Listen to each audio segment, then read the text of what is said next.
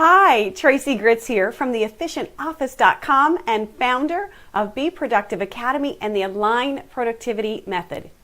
And today I'm going to share with you why your task list is not cutting it.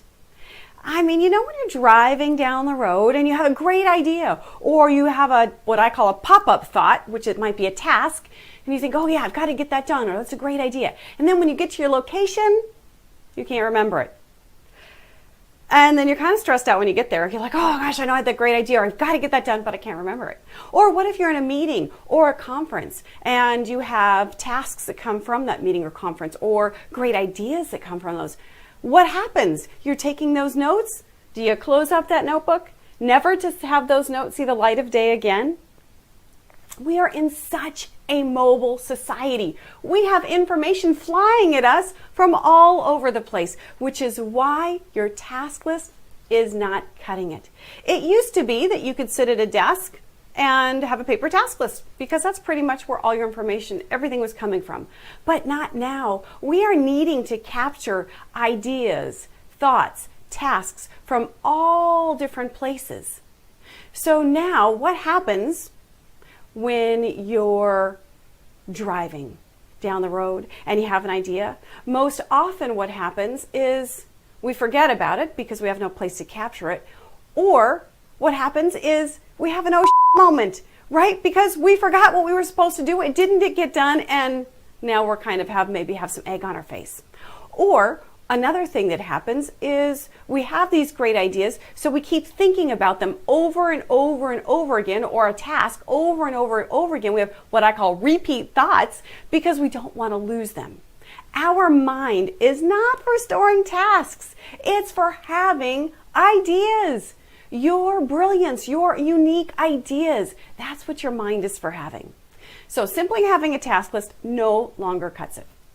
And I'm going to share with you what I share with our students in Be Productive Academy, as well as my clients. And the first thing is, instead of thinking in terms of a task list, I want you to think in terms of a capture system. So what are the things that you need to be aware of for your capture system? One is tasks. Those are things that come from outside sources. One is information. You might have some great resource information, or somebody passed some information along to you that you really like. And ideas. Where are you? I want you to think in terms of those three things: tasks, information, and ideas. So identify it next time something comes into your head. Is that a task? Is that an idea? Or is that information? The second thing is to decide where you want to store that task, that information, or that idea. For tasks, I use Outlook. For information and for ideas, I use Evernote. I keep it simple. I don't put my stuff in a lot of places.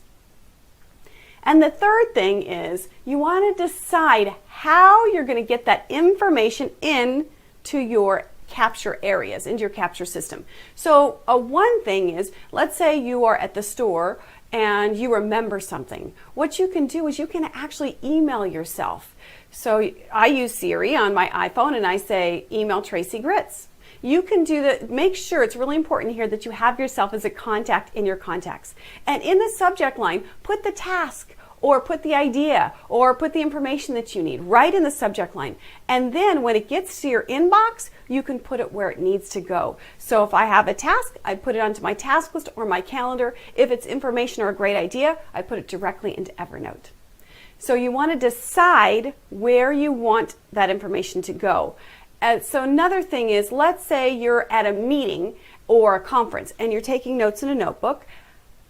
We want to make it simple for you to see which of those are actions or tasks or ideas. So by that note that's actually a task, put the letter A inside of a box.